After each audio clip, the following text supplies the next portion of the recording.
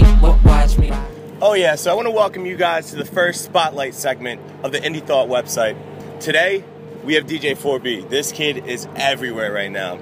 You're going to get a one-on-one interview with him, so we're not even going to waste time. I mean, who's DJ4B? That's a tough question. You know, he's my alter ego. No, I'm just playing. Basically, born and raised out of Staten Island.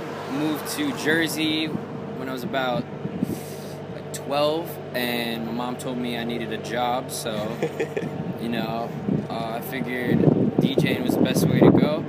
So, picked up some vinyl, taught myself pretty much everything, and just kind of went on from there. So you're just a natural at it, right?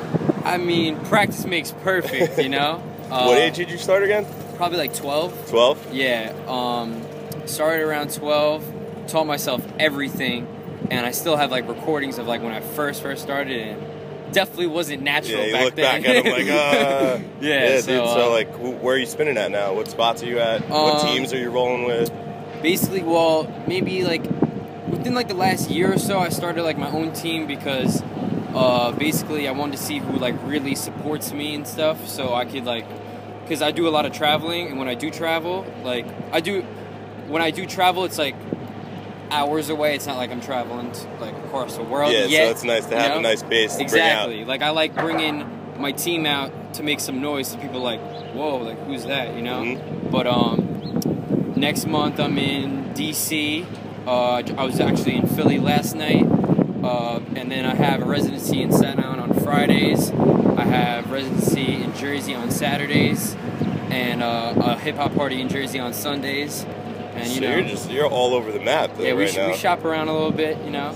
That's a good look for someone your age. You know, what I mean? Definitely. You're 20, right? Yeah, I'm 20. He's not even 21 yet. He's not even 21 yet. And he's in every fucking club. That's such a problem. What so are you spinning right now? Like, what's your favorite style to spin? I don't like calling it open format. I know that word is thrown around a lot. I don't call it open format. Basically, it's me. I grew up on a lot of different types of music. You know, one side of my family listens to a lot of disco. My father loves hip hop. My mother loves hip hop. Growing up, I loved house music, and I was raised on hip hop. So something in between that. So I love hip hop, love house music, and then I do my own thing. You know, I researched. One thing that I've always loved to do is try to break records and break new styles of music. So, you know, got my hip-hop, got my house music, and then I love trap. I produce trap. Moombahton isn't really big on the East Coast, but the West Coast, huge. You know, that's all I'm listening to out there right now. So I drop it every now and then just to get, you know, a little flavor. And when I do, I put it in my sets. I get people from LA and like, yo, I love that track, you know. So, you know, I keep some of your influences? Like, who are some of your influences right now? Diplo is probably my biggest influence. Been following him since I started DJing. You've actually got to meet him a couple times, right? I DJ'd with him maybe 2 years ago at Deco Lounge, and I've been following him forever. Before he was even huge, I was following him just out of like the whole Philly market and everything like that he was doing over there with Mad Decent, and I was trying to put people on him way before anything. Like he produced Look at Me Now, which a lot of people don't know. A lot of people know him from MIA because he was dating her, and some people like that's his claim, like think that's his claim to fame, but it's not at all. Like he was doing underground parties in Philly with the hip hop and the house and all that before anyone. Yeah, and he's been around for a while. What really drew how I relate to him is I play a lot of Jersey club music, and he is probably the biggest artist producer who supports Jersey club music. And people sleep on it, they just think it's just Jersey, but little do they know it's Jersey, Philly, Baltimore, LA, it's London, everywhere. Yeah. He's one guy that really puts Jersey on the map more than anyone, and people don't even know that. That couldn't be any more true. Yeah. Outside of this whole, you know, in the clubs every night, when you're at home or you're just out with your friends, who are you? Are you the same? Are you 4B? Like, are you?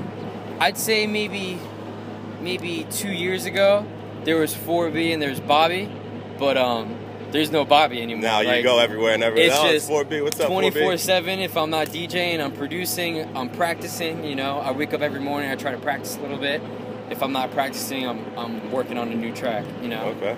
I have one track that's being signed right now, like progressive electro house type of song. I have another one that it's almost done. It's more like a tribally type of feel.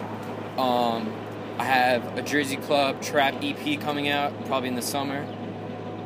So working on a lot of different productions. You collabing with anybody right now? Yeah. I have two collabs with Frank Bizzle, who's an upcoming DJ and producer out of New Jersey. Super talented. Yeah, I listened to some of the stuff. I actually saw the video that you guys posted. Yeah. The preview, I guess. Probably the most humble DJ and producer I've ever met. But he's slept on just like a lot of people in Jersey. Salami Johnson is an artist I've worked with before.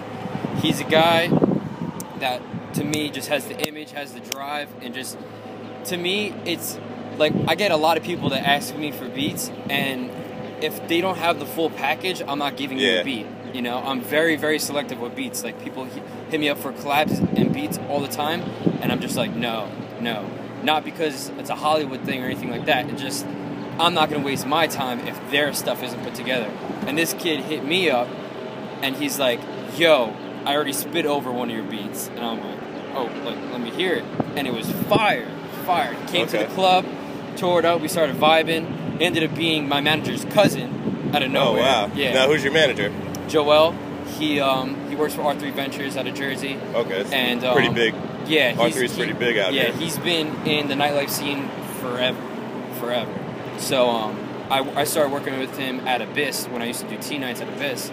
And Memorial Day weekend 3 years ago or 2 years ago, I think it was, he's like, yo, when you really want to work, let me know. And we just start hitting it off since then and just trying to grow from there. So Salami Johnson, been working with. You got any singers or anything like that? Yeah, he's a rapper, but he's like, how can I put it? He's about 6'3", 300 pounds.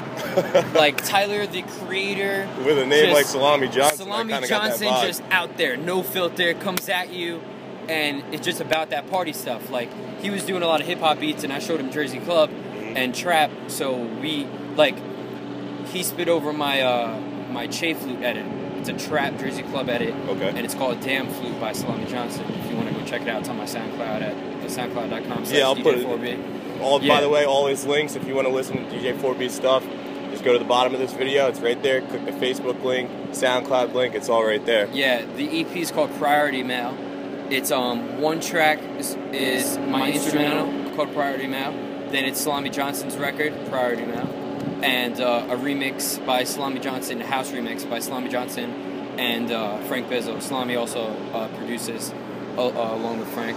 And we're going to have one more remix that I can't say yet, but it's by another producer. Okay, well, it sounds like you're all over the place right now. You're really moving right now. Yeah, hopefully, if I can, I'm going to squeeze in a dark hip-hop instrumental EP.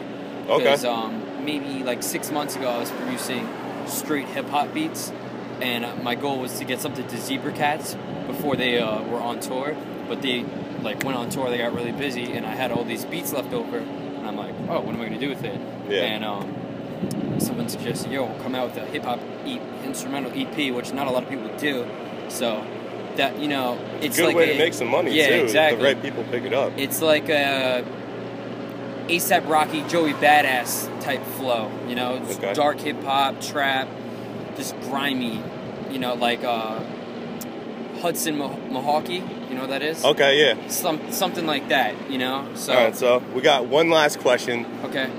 The ladies out there, they want to know. Oh, man. They want to know. Oh, man. Are you single? Are you seeing somebody? Who you, besides spinning records, who are you spinning? I am the most single person you've ever met. Ladies, there you go. I'm you very heard single. it. Super duper single. Is there anything you want to say to anybody out there before we wrap up this interview? Basically, just follow me on Twitter, Instagram, Facebook, and in real life at DJ4B. Look out for my new tunes coming soon. And there you go. You heard it first. Stay ratchet. Thank you for coming out, man. Appreciate it, man. No problem. Indie Thought website.